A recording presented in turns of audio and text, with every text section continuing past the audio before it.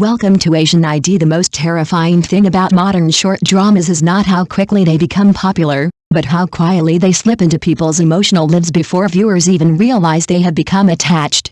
Isn't it? Heartbeat, Read But Unreplied starring Zhai Yiying and Charon premiered yesterday on Hongguo short drama, and within only 24 hours, its popularity exploded to 67.47 million, instantly climbing to the top of the new drama rankings and entering the platform's top 5 trending dramas. Didn't it? Those numbers alone already reveal how desperately audiences are searching for stories capable of offering warmth, emotional healing, and genuine chemistry in an entertainment landscape increasingly crowded with formulaic romances. Don't they? At the center of this emotional whirlwind stands Suza, portrayed by Zhai Yiying, a glamorous celebrity destroyed by cyberbullying after being sexually harassed by a famous actor.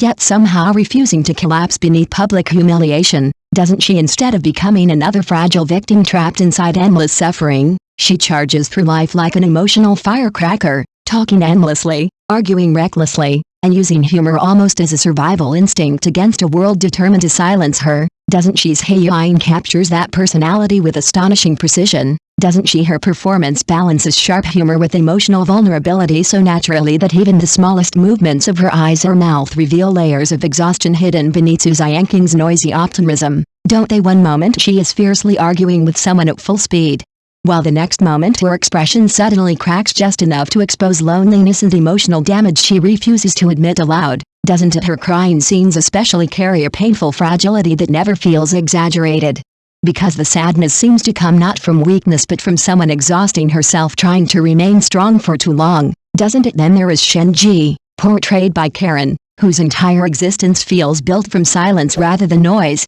Doesn't it? Traumatized by a car accident and trapped inside severe social anxiety, he hides himself away from society like a ghost terrified of human connection. Yet beneath that cold isolation exists extraordinary emotional sensitivity waiting desperately to be understood. Doesn't there? Charon handles that emotional transformation with remarkable restraint, doesn't he? Instead of relying on dramatic outbursts, he builds Shenzhi's character slowly through nervous glances, hesitant body language, and tiny shifts in facial expression that gradually reveal the emotional thaw happening inside him. Doesn't he? His performance creates that irresistible contrast charm audiences adore so much, because outwardly he appears distant and emotionally unavailable, while inwardly he becomes increasingly gentle and devoted once he finally allows himself to care. Doesn't he? And perhaps that contrast explains why so many viewers suddenly found themselves emotionally attached to him without even understanding when it happened. Doesn't it? This is already the third collaboration between Zhai Yiying and Charon, and by now their chemistry feels less like scripted acting and more like two performers instinctively understanding how to emotionally respond to each other on screen.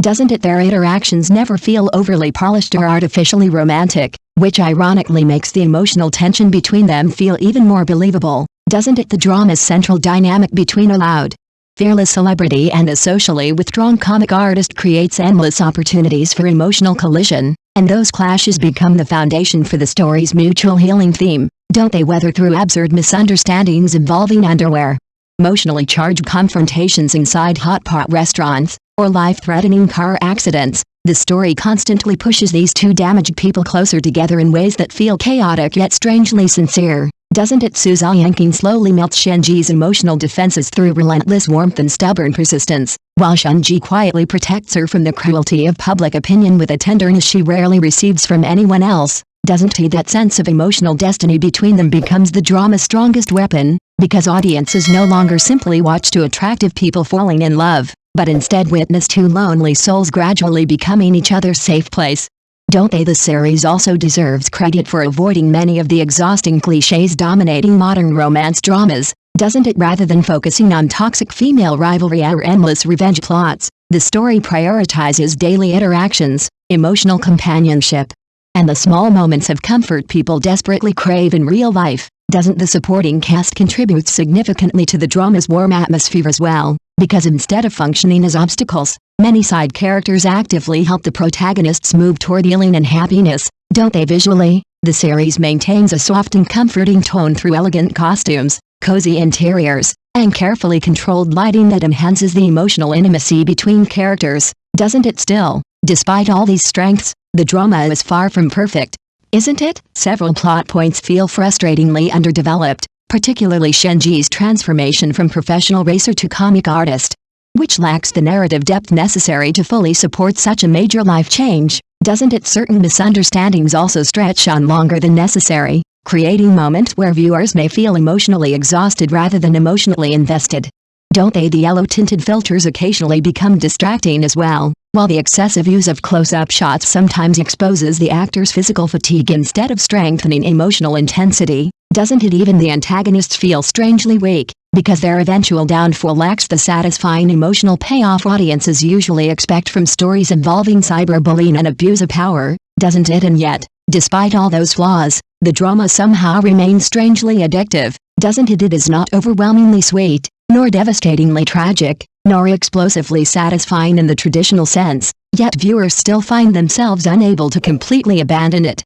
Don't they? Perhaps that is because the series succeeds in capturing something more subtle and difficult to manufacture artificially, doesn't it? Instead of forcing exaggerated emotional highs, it creates a gentle atmosphere where wounded people slowly learn how to trust each other again.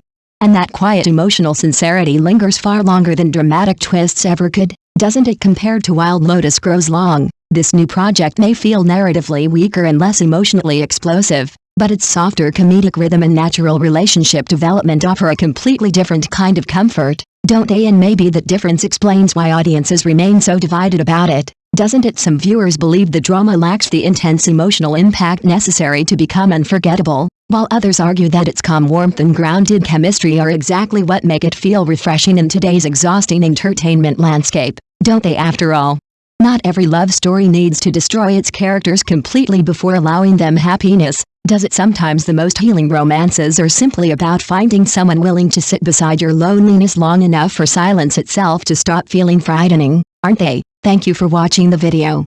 See you again.